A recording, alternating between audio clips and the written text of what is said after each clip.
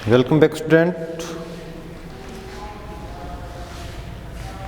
हम पढ़ रहे हैं बीएससी फर्स्ट और बीएससी बीएड फर्स्ट।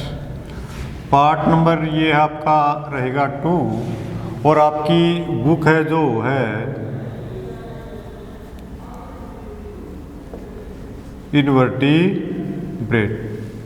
इनवर्टिब्रेटा यानी कि अकशेरुकी की। अब ये इनवर्टिब्रेट बुक के अंदर हम कल इसके बारे में कुछ चर्चा की थी। आज की क्लास में हम देखते हैं कि इनवर्टिब्रेट्स जंतुओं का हम क्लासिफिकेशन करते हैं। तो क्लासिफिकेशन जब किया जाता है तो क्लासिफिकेशन इन जंतुओं के अनेक लक्षणों के आधार पर किया जाता है। यानी कि क्लासिफिकेशन का कुछ न कुछ आधार होता है जिसके कारण ये जो एनिमल्स है एनिमल्स को अनेक वर्गों में क्या किया गया है, डिवाइड किया गया है। तो क्लासिफिकेशन पढ़ने से पहले हम उस क्लासिफिकेशन का क्या पढ़ेंगे, आधार पढ़ेंगे। तो आज का अपना टॉपिक रहेगा basis of classification of A animal, यानी कि जंतुओं के वर्गीकरण का जो आधार है वो आधार है क्या है। ठीक है। अब जंतुओं के वर्गीकरण के आधार अनेक लक्षणों के आधार पर देखते हैं कि उनमें कौन कौन से प्रकार के लक्षण होते हैं। इनके आधार पर इन जंतुओं का क्या किया जाता है, वर्गीकरण किया जाता है। और ये जो लक्षण हैं इनको हम क्रमशः अध्ययन करेंगे। तो लक्षण कौन कौन से हो सकते हैं, देखिए कि नंबर ऑफ सेल के आधार पर, किसके आधार पर, नंबर ऑफ सेल के आधार पर, यानी कि कोशिका के संख्या के आधार पर जंतु किस प्रकार के हो सकते हैं। दूसरा है संगठन की कोटि के आधार पर, संगठन की कोटि के आधार पर, यानी कि संगठन की कोटि कैसी है, ये प्रोटोप्लाज्मिक स्तर के हैं, कोशिकीय स्तर के हैं, उत्तक स्तर के हैं, उत्तक अंग स्तर के हैं या अंग तंत्र स्तर के हैं। तो इस प्रकार से इसे संगठन की कोटि कहा जाता है। ठीक है। फिर इसका जो एक आधार और है वो है सममिति का आधार। सममिति के आधार पर भी हम इनका वर्गीकरण कर सकते हैं। दूसरा है सिमेट्री के आधार पर, यानी कि सममिति के आधार पर, सममिति के आधार पर, सिमेट्री के आधार पर। सिमेट्री को भी हम वर्गीकरण का क्या मानते हैं, आधार मानते हैं। फिर है सिगमेंटेशन को भी हम आधार मानते हैं। सिगमेंटेशन यानी कि खंडी बहन, ये भी आपका क्लासिफिकेशन का क्या हो सकता है, आधार हो सकता है। और इसके अलावा जो हम आधार मानते हैं वो है आपका एम्ब्रियोजेनेसिस, यानी कि परिवर्धन को भी हम आधार मानते हैं। एम्ब्रियोजेनेसिस, परिवर्धन को भी हम क्लासिफिकेशन का क्या मानते हैं, आधार मानते हैं। तो सबसे पहले स्टूडेंट देखते हैं कि नंबर ऑफ सेल के आधार पर एनिमल्स। अब जो नंबर ऑफ सेल के आधार पर एनिमल्स जो होते हैं वो देखिए, या तो इनमें एक कोशिका होगी या क्या होगी, बहुकोशिकीय एनिमल्स होते हैं। या तो इनमें एक कोशिका हो सकती है और या क्या हो सकती है, बहुकोशिका एनिमल हो सकती है। यदि एक कोशिका इनमें प्रेजेंट है तो इन एनिमल को हम क्या कहेंगे, प्रोटोजोआ कहेंगे। क्या कहेंगे, प्रोटोजोआ।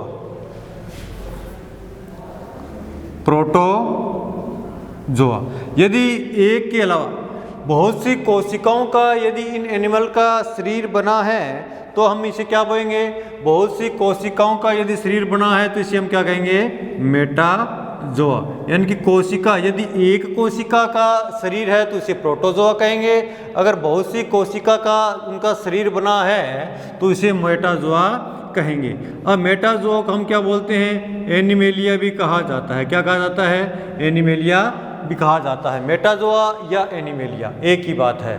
तो एक कोशिकीय प्रोटोजोआ और बहुकोशिकीय मेटाजोआ। अब देखो संगठन की कोटि के आधार पर, संगठन की कोटि के आधार पर, यानी कि जो सरल प्रकार के जीव होते हैं उनका शरीर किसी भी प्रकार से डिवाइड नहीं रहता, केवल प्रोटोप्लाज्म ही पूरे शरीर का कार्य करता है। शरीर में जितने भी फंक्शन करवाने होते हैं वो प्रोटोप्लाज्म के द्वारा ही किए जाते हैं। इसलिए इस प्रकार के एनिमल्स को हम क्या बोलते हैं? प्रोटोप्लाज्मिक संगठन के जीव कहा जाता है। यानी कि जितने भी जो प्रोटोजोआ होते हैं वो प्रोटोप्लाज्मिक संगठन के ही जीव होते हैं। इसके बाद हम जीवों के अंदर क्या देखते हैं कि जो शरीर के अंदर विशिष्ट प्रकार की कोशिकाएं होती है, शरीर में विशिष्ट प्रकार की कोशिकाएं होती है, यानी कि सेलुलर ग्रेडिएंट ऑर्गेनाइजेशंस, यानी कि जो ऑर्गेनाइजेशन कोशिकीय स्तर का संगठन। ऐसे जीव यानी कि प्रोटोजोआ के बाद यानी कि जो पोरीफेरा के जो जीव होते हैं उनमें जो शरीर होता है वो कोशिकीय स्तर का होता है। यानी कि इनमें किसी भी प्रकार के ऊतक का निर्माण नहीं होता है, केवल और केवल क्या होती है? कोशिका ही कार्य करती है। इसलिए इस प्रकार के शरीर को हम क्या बोलते हैं? कोशिकीय स्तर का संगठन कहा जाता है। अब देखिए कोशिकीय स्तर के संगठन के आधार पर आगे की और जो जीव होते हैं उनका शरीर कैसा होता है? देखो वो होता है cellular tissue organisations, cellular tissue organisations. यानी कि सेलुलर टिश्यू ऑर्गेनाइजेशंस का अर्थ क्या है? इनके शरीर में क्या होते हैं? कोशिकाएं होती है और कुछ क्या होते हैं? टिश्यूज जो होते हैं वो इसमें बनते हैं। इसलिए उसे कोशिकीय ऊतक स्तर का संगठन कहा जाता है। सिलेंट्रेट जैसे प्राणियों में इस प्रकार का संगठन पाया जाता है। ठीक है, उसके बाद में जो संगठन आगे आएगा वो आपका आएगा ऊतक अंग स्तर का संगठन होगा। सिलेंट्रेट के बाद प्राणी जो प्लेटी एलिमेंट है आदि है इनमें ऊतक अंग स्तर का, और बाद में किसका शुरू हो जाएगा? अंग तंत्र स्तर का जो सिस्टम है वो शरीर में शुरू हो जाएगा। तो इस आधार पर ये एनिमल देखते हैं कि संगठन की कोटि कैसी है। प्रोटोप्लाज्म का शरीर है, यानी कि केवल प्रोटोप्लाज्म ही पूरे शरीर में कार्य कर रहा है, यानी कि सभी प्रकार के फंक्शन प्रोटोप्लाज्म से संपन्न होते हैं। तो उनकी बॉडी को हम क्या कहेंगे? प्रोटोप्लाज्मिक बॉडी कहा जाएगा। यदि उनमें विशिष्ट प्रकार की कोशिका ही सभी प्रकार के कार्य करती है तो उनका संगठन कैसा होगा? कोशिकीय स्तर का संगठन हो जाएगा। यदि उनमें कुछ कोशिकाएं कार्य करती है और उनके साथ कुछ ऊतक बन जाते हैं। ऊतक क्या होते हैं? टिश्यू क्या होते हैं? कि विशिष्ट कार्य के लिए वर्गीकृत कोशिकाओं का एक समूह ही क्या कहलाता है? आपका टिश्यूज यानी कि ऊतक कहलाता है। तो इस प्रकार के कोशिकाओं के समूह बन जाते हैं जो विशिष्ट कार्य के लिए क्या हो जाते हैं? उत्तरदायी हो जाते हैं। तो इस प्रकार के जो शरीर का संगठन होगा उसके कोशिकीय ऊतक स्तर का संगठन कहा जाता है। इसके बाद में जो ऊतक होते हैं वो विशिष्ट प्रकार के अंगों का निर्माण करना शुरू कर देते हैं, यानी कि विशिष्ट प्रकार के अंग बन जाते हैं। और ये अंग क्या करते हैं? शरीर में विशिष्ट प्रकार के कार्य को संपन्न करते हैं। तो इसे क्या बोलते हैं? ऊतक अंग स्तर का कार्य कहा जाता है। और उसके बाद में जो उच्च वर्ग के जो जंतु आते हैं, उच्च वर्ग के इनवर्टिब्रेट्स या जो कोर्डेट जंतु यानी कि वर्टिब्रेट जंतुओं के अंदर क्या देखा है कि ये विशिष्ट प्रकार के अंग एक समूह बना लेते हैं, जिससे क्या बनता है? अंग तंत्र बन जाता है, एक सिस्टम बन जाता है। और इस प्रकार की जो शरीर होता है, इस शरीर के जो संगठन होता है, इस संगठन को हम कहेंगे अंग तंत्र स्तर का संगठन कहा जाता है। तो ये भी वर्गीकरण का क्या होता है? आधार होता है। अब नेक्स्ट पॉइंट देख लेते हैं कि जो वर्गीकरण के अंदर हम काम में लेते हैं वो आती है आपकी सिमेट्री यानी कि सममिति। सिमेट्री यानी कि सममिति का अर्थ क्या होता है? सिमेट्री का अर्थ क्या होता है? सममिति का अर्थ है क्या होता है? सममिति का अर्थ होता है कि शरीर को हम किस प्रकार से डिवाइड कर सकते हैं। डिवाइड कर सकते हैं नहीं कर सकते, यानी किसी भी एनिमल की बॉडी को हम कितने भागों में डिवाइड कर सकते हैं? उसे 2 भागों में डिवाइड कर सकते हैं, 4, 5 या 2 समान भागों में डिवाइड कर सकते हैं, या उसमें एक दायां भाग है या एक बायां भाग है, या हम किसी भी प्रकार से उसको शरीर को डिवाइड नहीं कर सकते हैं। तो ये भी एक क्लासिफिकेशन का आधार आपका होता है। तो सिमेट्री के आधार पर यदि हम जंतु देखते हैं तो जंतु सिमेट्री के आधार पर भी अनेक प्रकार के होते हैं। कुछ जंतु तो होते हैं एसिमेट्रिकल होते हैं। कैसे होते हैं? एसिमेट्रिकल होते हैं। एसिमेट्रिकल का अर्थ क्या होता है कि इन जंतुओं का जो शरीर होता है असममित होता है। कैसा होता होता है असममिति या असममित, यानी कि इनका शरीर अनियमित आकार का होता है।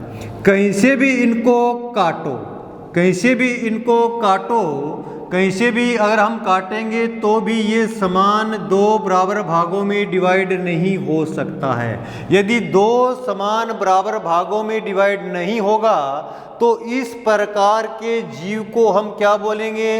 असममित जीव कहा जाता है। यानी कि कहीं से भी इसे काटने की हम कोशिश करें तो समान भागों में डिवाइड नहीं कर सकते हैं, तो इस प्रकार के जीव को एसिमेट्रिकल जीव या असममित जीव कहा जाता है। अब देखिए आगे जो जीव होते हैं वो सिमेट्रिकल जीव होते हैं। सिमेट्रिकल जीव के आधार पर देखो कैसे होते हैं सिमेट्रिकल जीव, यानी तो एसिमेट्रिकल थे और दूसरे कौन से होते हैं? सिमेट्रिकल। सिमेट्रिकल कौन से होते हैं? सममित जीव कौन से होते हैं कि जिनकी बॉडी को, उनके शरीर को यदि हम काटें तो दो समान भागों से, केवल एक हिस्से से काट सकते हैं तो दो समान प्राप्त होंगे। एक के अलावा अगर दो हिस्सों से काटे तो भी समान भाग प्राप्त हो, और दो के अलावा कितने भी भागों से उन्हें काटा जाए तो क्या होगा? दो समान भाग प्राप्त होते हैं। तो ये इस प्रकार के जीव क्या क्या कहलाते हैं? किस किस प्रकार की सिमेट्री होती है? एक तो होती है रेडियल सिमेट्री। कौन सी होती है? रेडियल सिमेट्री होती है। रेडियल सिमेट्री का अर्थ क्या होता है?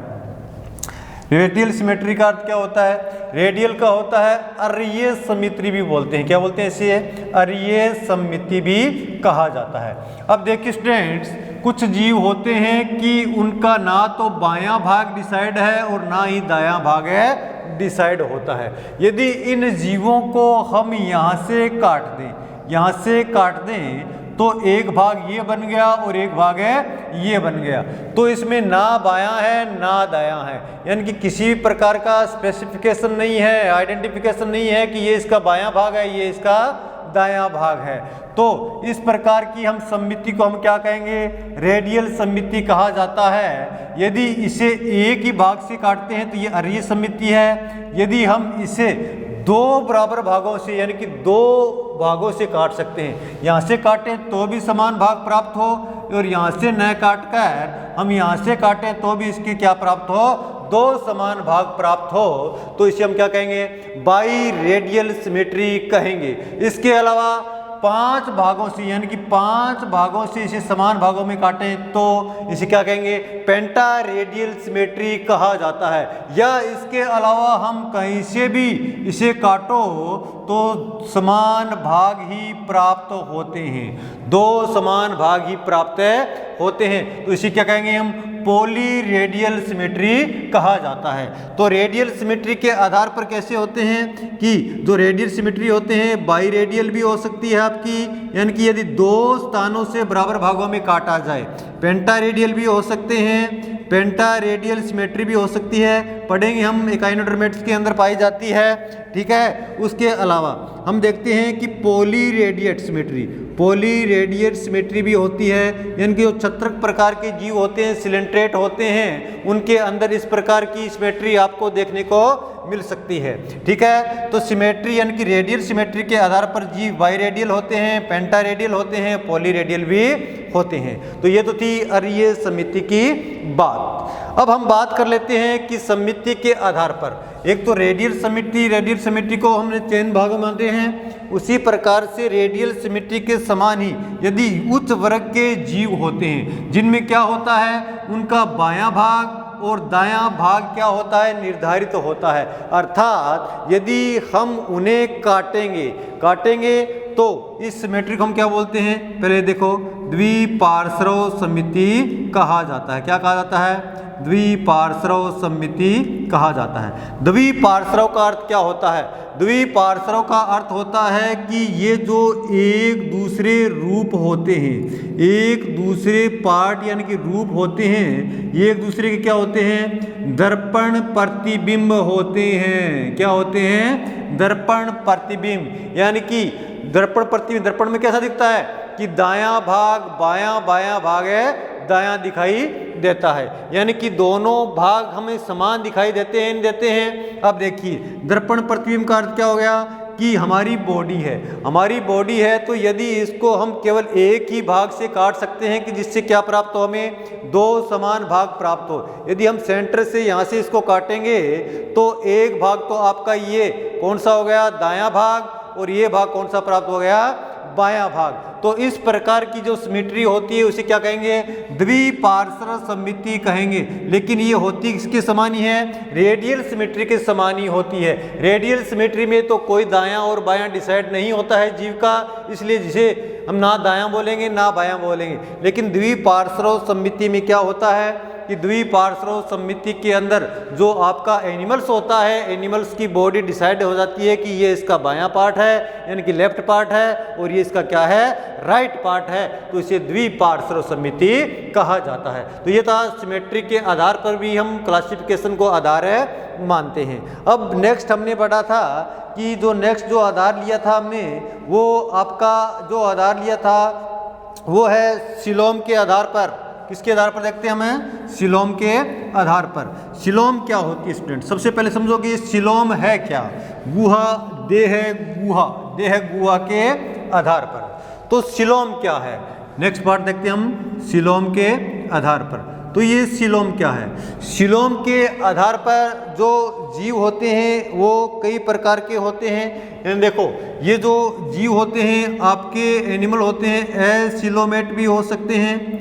एसिलोमेट भी हो सकते हैं, या ये जो एनिमल है आपके सिलोमेट भी हो सकते हैं। ये जो एनिमल है ये कैसे हो सकते हैं, सूडो सिलोमेट भी हो सकते हैं। तो स्टूडेंट्स हम एसिलोमेट, सीडो सिलोमेट और सिलोमेट के बारे में पढ़ेंगे। इससे पहले सबसे पहले ये समझो कि ये सिलोम क्या होती है, सिलोम क्या होती है। यदि हमें सिलोम के बारे में पता नहीं है तो हमें ना सिलोमेट से मतलब है, ना एसिलोमेट से मतलब है, ना सीडो सिलोमेट से मतलब है। देखिए स्टूडेंट्स, किसी भी एनिमल्स का, कोई भी एनिमल है उसका जब डेवलपमेंट होता है, परिवर्धन होता है, तो क्या होता है कि जो जीव होता है, हमें पता है कि सभी जीवों का जो जीवन है वो केवल एक ही कोशिका से क्या होता है, प्रारंभ होता है। ओनली वन सेल से। किससे प्रारंभ होता है, ओनली वन सेल से। और ये कोशिका ही विभाजन के द्वारा विभाजित होकर बहुकोशिकीय यानी कि मेटाजोआ बॉडी बना देती है। अब ये मेटाजोआ बॉडी बनाती है तो उससे पहले इसका जो परिवर्धन काल है, डेवलपमेंट पीरियड है, उसके अंदर विशिष्ट प्रकार की स्टेजेस होती है, विशिष्ट प्रकार की अवस्थाएं होती है। इन अवस्थाओं में सबसे पहले आती है आपकी कलीवेज आती है। कौन सी आती है, कलीवेज। विदलन, विदलन का अर्थ होता है ये जो कोशिका है, ये कोशिका एक कोशिका है, यानी कि जो ये एम्ब्रियो बनेगा ये क्या होगा, अंदर ही अंदर क्या होता जाएगा, अनेक कोशिकाओं में डिवाइड होता जाएगा। और अनेक कोशिकाओं में डिवाइड होना ही क्या कहलाता है, अनेक कोशिकाओं में डिवाइड होना ही क्या कहलाता है, ये कलीवेज कहलाता है। अब देखिए स्टूडेंट, जब ये कलीवेज हो जाता है तो इसमें सामान्यतः क्या बनती है, सामान्यतः अब देखो सामान्यतः ये प्रकार के बाहरी एक स्तर बन जाता है। क्या बन जाता है, बाहर की ओर एक स्तर बन जाता है। ठीक है, कोशिकाओं का बाहर की ओर क्या बन जाता है, एक स्तर बन जाता है। ये कोशिकाओं का बाहरी स्तर बन गया या नहीं बन गया, ये लो, ये कोशिकाओं का एक बाहरी स्तर बन गया। जब सेल्स का ये बाहरी स्तर बन जाता है तो इसके अंदर, अंदर का भाग कैसा हो जाता है, खोखला हो जाता है, यानी कि ये एक खोखली गेंद के समान हो जाता है। जब ये खोखली गेंद के समान हो जाता है तो इस स्टेज को हम क्या बोलते हैं, ब्लास्टुला कहा जाता है। क्या कहा जाता है, ब्लास्टुला स्टेज कहा जाता है। अब ये जो ब्लास्टुला स्टेज है इसमें क्या होगा कि ये जो खोखली गेंद है, जिस प्रकार से आपकी कोई फुटबॉल की गेंद है जिसमें हवा नहीं भरी है, तो हम क्या करते हैं, इसको अंदर की ओर धंसा सकते हैं, नहीं धंसा सकते हैं। तो देखिए जब ये कहीं से भी अंदर की ओर धंसेगी तो क्या होगा, देखो कहीं से भी अंदर की ओर धंसेगी तो क्या होगा, देखो ये गेंद है इस प्रकार से,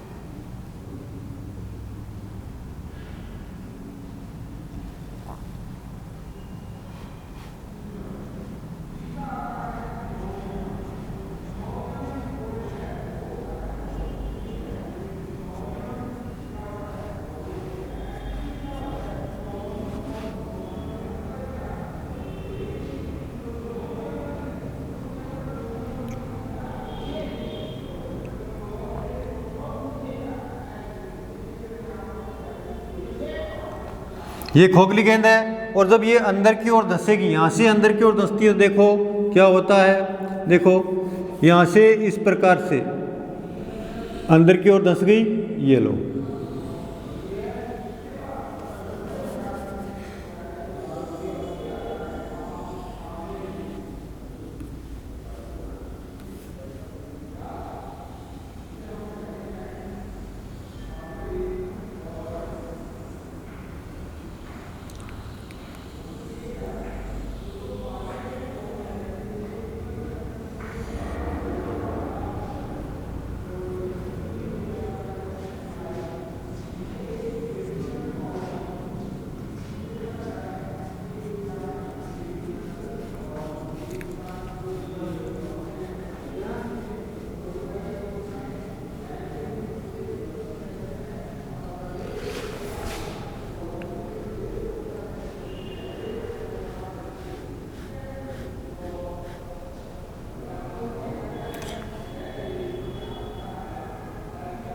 अब देखो ये अंदर की ओर धंसते ही दो जनन स्तर बन गए हैं, यानी कि ये बाहर वाला स्तर और ये अंदर वाला स्तर। जनन स्तर का अर्थ क्या है कि ये लेयर है, ये कुछ अंगों को यानी कि विशिष्ट ऊतकों का क्या करेगी, जनन करेगी, जिसके कारण क्या होगा, विशिष्ट प्रकार के ऑर्गन का जन्म होगा, यानी कि जनन होगा या नए प्रकार के ऑर्गन बनेंगे। तभी तो इन्हें क्या बोलते हैं, जनन स्तर कहा जाता है। जो बाहर का जनन स्तर है यानी कि ये कुछ अंग अंदर की ओर बनाएगा, अंदर का जनन स्तर ये भी कुछ अंग अंदर की ओर बनाएगा। तो ये दोनों जनन स्तर है, तो इन्हें हम क्या कहेंगे, ये बाहरी जनन स्तर है, इसको क्या बोलते हैं, इसे तो बोलते हैं एक्टोड्रम। क्या बोलते हैं, एक्टोड्रम। और इसको क्या बोल देते हैं, इसे अंदर वाले को क्या बोलते हैं, इसे बोलते हैं एंडोड्रम। एंडोड्रम यानी कि बाहर एक्टोड्रम बन गया और अंदर क्या बन गया, एंडोड्रम। अब देखिए स्टूडेंट्स, यदि हम इसका सेक्शन काट के देखते हैं तो जो ये आपका एंडोड्रम है, क्या है, एंडोड्रम। एंडोड्रम, अब देखो ये जो ब्लास्टुला है, ब्लास्टुला के अंदर की ओर धंस जाने के कारण ये जो आपकी पोर लाइक स्ट्रक्चर बन गई है, ये जो पोर बन गया है, इसे हम क्या कहते हैं, ब्लास्टोपोर कहा जाता है। और ब्लास्टोपोर के बारे में हम आगे भी चर्चा करेंगे। अब देखो ये जो हम इसका सेक्शन काट के देखते हैं तो ये हमें कैसा दिखाई देता है। देखो ये जो ब्लास्टोपोर, यदि इसका सेक्शन काटते हैं तो ये इस प्रकार का हमें दिखाई देगा, ठीक है। सेक्शन यदि हम इसका काटेंगे तो हमें इस प्रकार का दिखाई देगा ये।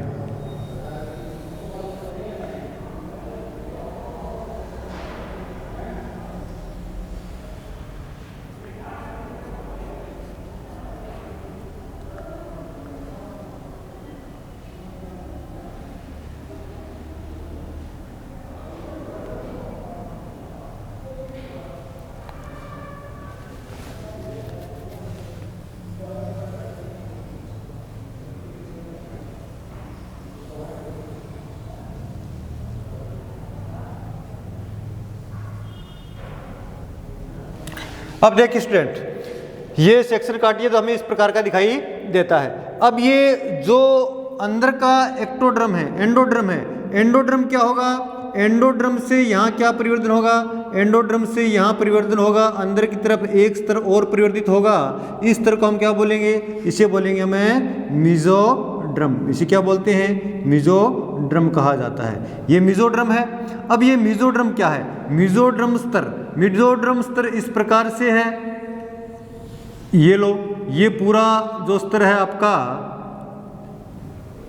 ये जो पूरा स्तर भरा हुआ है, ये क्या है, ये मेसोड्रम है। क्या है, मेसोड्रम, ठीक है। अब ये मेसोड्रम क्या होगा, मेसोड्रम बीच में से फट जाएगा, मेसोड्रम बीच में से क्या हो जाएगा, फट जाएगा, यानी कि यहाँ पर इसके अंदर क्या पैदा हो जाएगी, दरार पैदा हो जाएगी। मेसोड्रम के अंदर क्या पैदा हो जाएगी, दरार पैदा हो जाती है।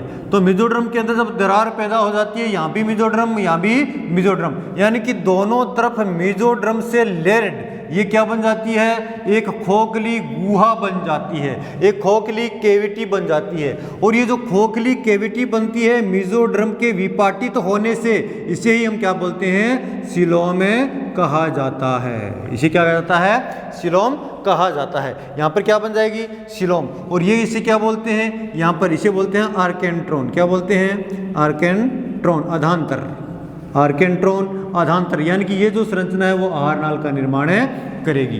तो ये है सिलोम, यानी विपाटित होने पर मेसोडर्म में यहाँ पर क्या बन जाएगी, अंदर आहार नाल और बाह्य देह भित्ति के बीच में क्या बन जाएगी, एक विशिष्ट प्रकार के तरल से भरी हुई कैविटी बन जाती है, उसे हम क्या बोलते हैं, सिलोम कहा जाता है।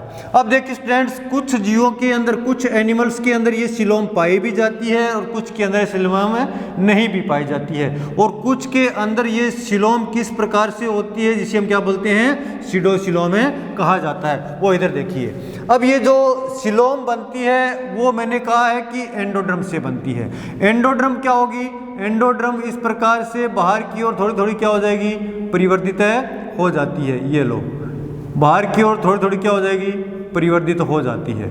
एंडोड्रम बाहर की ओर दोनों तरफ से क्या हो जाती है, थोड़ी थोड़ी परिवर्तित हो जाती है, ठीक है। अब ये एंडोड्रम क्या होगी, परिवर्तित होकर पूरे इस एरिया में क्या होगी, फैल जाएगी। अब ये जो कोशिकाएं हैं, ये दो प्रकार का जो परिवर्तन की कोशिकाएं हैं, इन्हें क्या बोलेंगे, टीलोब्लास्ट कोशिकाएं कहा जाता है। क्या कहा जाता है, टीलोब्लास्ट सेल, या इन्हें क्या कहेंगे, 4D सेल भी कहा जाता है। ये आपकी टीलोब्लास्ट या 4D सेल होती है। ये टीलोब्लास्ट सेल या 4D सेल ही क्या होती है, पूरी मेसोड्रम बनाती है। मेसोड्रम विपाटित होकर क्या बनाती है, सिलोम का निर्माण कर लेती है, ठीक है। अब देखिए स्टूडेंट, यदि ये सिलोमेट है, देखो ये जो 4D सेल है, 4D सेल पूरा इसको भरकर फिर विपाटित होती है, फिर जो सिलोम बनाती है, तो इस प्रकार से बनी हुई सिलोम को हम क्या बोलते हैं, ट्रू सिलोम कहा जाता है। क्या कहा जाता है, ट्रू सिलोम, यानी कि वास्तविक देह गुहा कहा जाता है। और वास्तविक देह गुहा किस कारण से बनी है, कि वास्तविक देह गुहा जो आपकी मेसोड्रम है वो मेसोड्रम के विपाटित होने से बनी है। तो इस वास्तविक देह गुहा को साइजोसिलोम भी कहा जाता है, साइजोसिलोम भी कहा जाता है, साइजोसिलोम या स्काइजोसिलोम भी इसे बोलते हैं। साइजोसिलोम या स्काइजोसिलोम भी इसे कहा जाता है, क्योंकि स्काइजो का अर्थ क्या होता है, स्काइजो का अर्थ क्या होता है, दीर्ण गुहा, क्या बोलते हैं इसे, दीर्ण गुहा। और दीर्ण का अर्थ क्या होता है, दरार, दीर्ण का अर्थ क्या होता है, दरार, यानी कि मेसोड्रम के दरार के रूप में फटने के कारण ये एक जो कैविटी बनी है, इसलिए इसे क्या बोलते हैं, दीर्ण गुहा या साइजोसिलोमेट कहा जाता है। और ऐसे जीवों को हम क्या बोलते हैं, ट्रूसिलोमेट जीव है कहा जाता है, यानी कि सत्य देह गुह्य प्राणी या एनिमल है कहा जाता है, ठीक है। अब देखिए स्टूडेंट्स, जो दूसरे प्रकार के जीव मैंने बताया है कि एसिलोमेट, एसिलोमेट जीव कौन से होते हैं, एसिलोमेट जीव यानी कि ऐसे जीव जिनके अंदर क्या पाया जाता है, सामान्यतः 2 स्तर या तीसरा स्तर मौजूद भी होता है। तो ये जो स्तर होगा, मेसोड्रम का स्तर जो होगा, जो ये मेसोड्रम का स्तर जो होगा, ये मेसोगेलिया जो कोशिकाएं हैं उनके द्वारा भरे रहेगा, या मेसेनकाइमा जो कोशिकाएं हैं उनके द्वारा भरा रहेगा। यदि ये स्तर मेसेनकाइमा या मेसोगेलिया द्वारा भर जाता है तो इनमें किसी भी प्रकार की क्या नहीं पाई जाती है, कैविटी नहीं पाई जाती है। जब इन जीवों में किसी भी प्रकार की कैविटी नहीं पाई जाएगी तो इस प्रकार के जीवों को हम क्या बोलेंगे, एसिलोमेट जीव कहेंगे। क्या कहेंगे, एसिलोमेट जीव कहेंगे। तो ये एसिलोमेट जीव होते हैं, यानी कि जो सिलेंट्रेट जैसे प्राणी हैं, प्लेटीहेलमिन्थेस जैसे प्राणी हैं, वो क्या है आपके एसिलोमेट प्राणी होते हैं। इसके अलावा देखिए जो नेक्स्ट संरचना होती है, नेक्स्ट संरचना की बात हम कल की क्लास में करेंगे। आज की क्लास का टाइम